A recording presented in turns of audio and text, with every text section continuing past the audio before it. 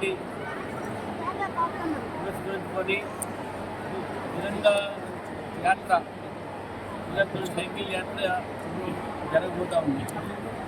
దానికన్నా ముందు పిల్లలతోని సాంస్కృతిక కార్యక్రమాలు, అదేవిధంగా పిల్లల జెండా ఇంకా వాళ్ళు వేవ్ చేసి అంతే మాత్రము, అదేవిధంగా దేశభక్తి పాటలు పాడడం జరిగింది.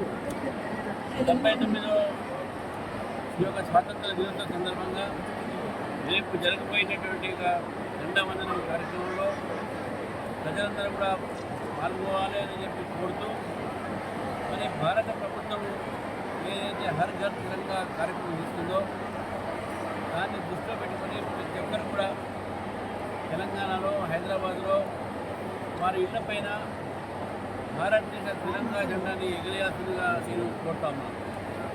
పార్టీలకు అతీతంగా, కులాలకు, మతాలకు, ప్రాంతాలకు అతీతంగా మన దేశభక్తి చాటడానికి ఈ 79వ ఒక స్వాతంత్ర దినోత్సవం సందర్భంగా ప్రతి ఒక్కరు కూడా ఇంటిపైన జెండా ఎగిరేసి, అదేవిధంగా విద్యా సంస్థల్లో కానీ, కాలనీస్లో కానీ, వెల్ఫేర్ అసోసియేషన్ కానీ వారు ఈ యొక్క హర్ ఘర్ తిరంగా అనే కార్యక్రమంలో పాల్గొని మొన్న జరిగినటువంటి విభజన, ఈ దేశానికి ఒక విభజన అవుతుందో 14 ఆగస్టు నాడు జరిగింది.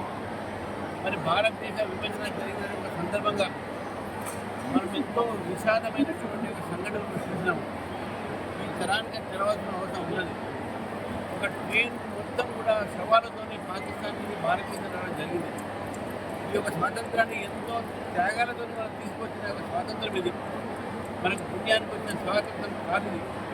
మన స్వాతంత్ర వీరులు ఎంతోమంది పోరాడి ఈరోజు ఈ స్వాతంత్రం తీసుకొచ్చిన తర్వాత ఈ దేశం ఒక నిర్మాణంలో, దేశం ఒక ఏది ఇప్పుడు పడుతున్నటువంటి ఒక ఏవైతే సరిహద్దులు దాటి మన మీద ఏ రకమైన ఉద్యోగాలు జరుగుతున్నాయో దానికి మనం పోరాడాలంటే కేవలం ఈ దేశంలో ఉన్నటువంటి పౌరుల్లో, విద్యార్థుల్లో దేశభక్తి భావన పెరగాలి.